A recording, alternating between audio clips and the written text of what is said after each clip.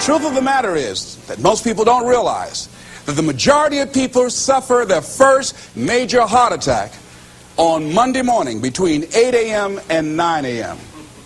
People getting ready to go to jobs that they don't like, jobs that are making them sick. What is it that you could love doing 7 days a week that'll bring a smile to your face?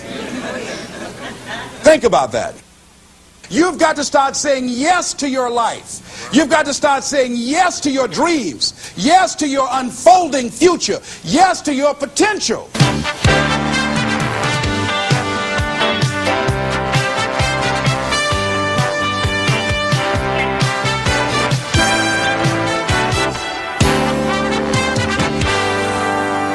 Les Brown's business is changing lives. He touches thousands of people each year. He talks to Fortune 500 companies and to personal development groups about how to find success and fulfill your dreams. In essence, his best message is himself, because Les Brown knows what it is to have come up the hard way. Les and his twin brother were adopted at the age of 6 weeks by Miss Mamie Brown, a single woman with little money and a big heart. The boys grew up in the low-income area of Liberty City outside Miami, Florida.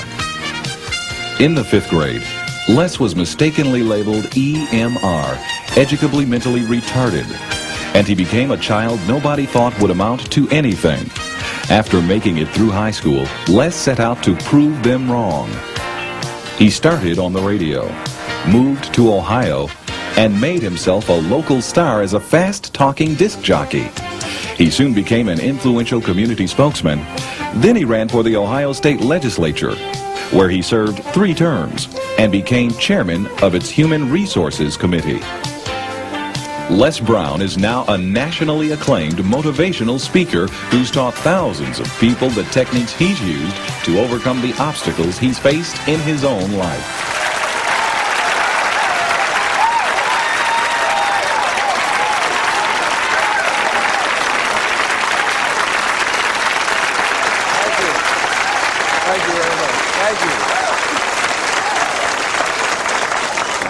You guys look like you're ready.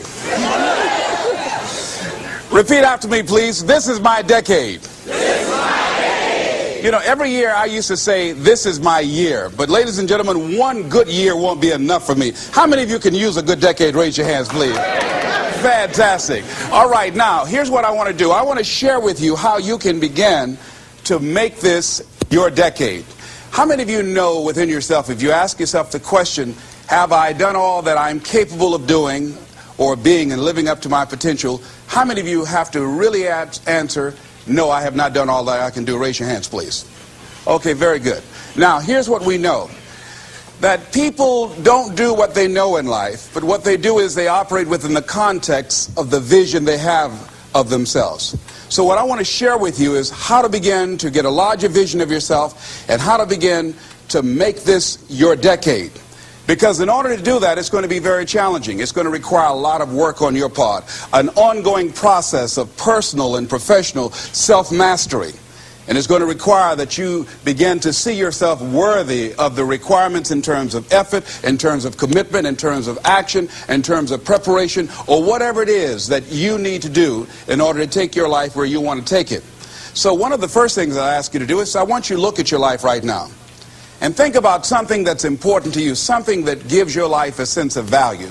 Think about something that you'd like to have, or something you'd like to create for you or your family or for society. I want you to hold this thought in mind. Now, one of the first things I want you to do is don't worry about the inner conversation that you're going to have. Don't worry about how you're going to do it.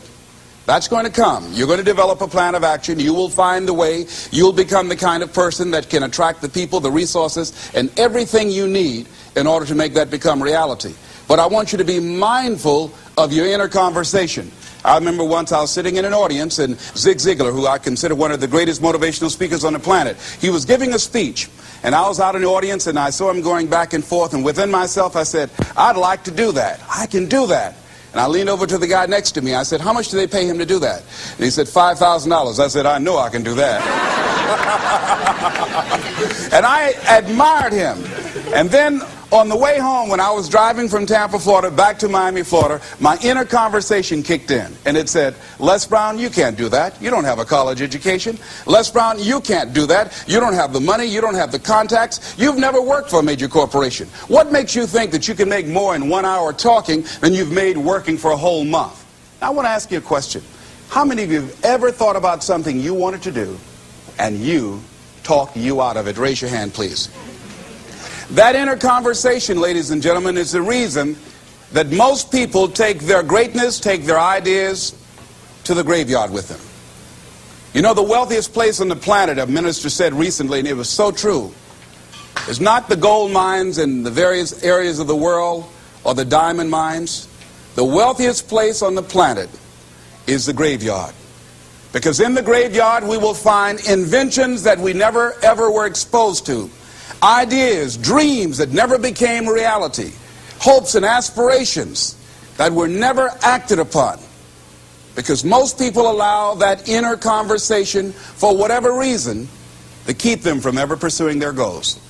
So let us begin to look at what's required in order to make this our decade. Why is it that most people don't ever reach their goals or live up to their true potential? One is fear. And there are only two kinds of fears that we're born with. The fear of falling and the fear of a loud sound. All other fears we learn, like the fear of failure. The next is the fear of success. That's one of the major challenges I had to deal with. I was working on a major project, and after it began to grow and it was extremely successful, I panicked and I walked away from it and gave it to someone else because I didn't believe that I could handle it. The other thing that keeps most people from reaching their goals is that a lot of people become comfortable. They stop growing. They stop wanting anything. They become satisfied. They stop looking at ways in which they can improve themselves. They stop putting things in front of them. I was reading something by a great man, George Bernard Shaw, and he said something to the effect that to have succeeded is to have finished one's business on earth. Like the male spider who is killed by the female spider the moment he has succeeded in his courtship. And he goes on to say, I like a state of continual becoming with a goal in front and not behind. I remember after giving a speech at a major corporation, a gentleman came up to me who was up in years, and he said, you know, that's real great motivation for you young guys, but I've done all my work. There's nothing else for me to do. I said, oh yes, you've got a lot to give. You have a lot to offer. The fact that you're still here means that your business is not through yet. The other thing that keeps us from reaching our goal is not feeling worthy. That's where a lot of people get stuck. Because see, when you don't feel worthy of your goal, you'll begin to unconsciously engage in self-destructive behavior, like procrastinating, constantly putting things off, squandering your time, and that's what life is made of. Something else that keeps us from reaching our goal, and that is many times because we spend so much time complaining and blaming everybody or everything. I'm reminded of a friend of mine who talked about the fact that one day he was walking by this house and some people were sitting on a porch, and there was a dog on the porch, and this dog was just moaning and groaning. So he was curious, and he asked the owner, he said, why is this dog moaning and groaning? And the owner said, because he's laying on a nail. He said, well, why doesn't he get off? He said, it's not hurting bad enough for him to get off.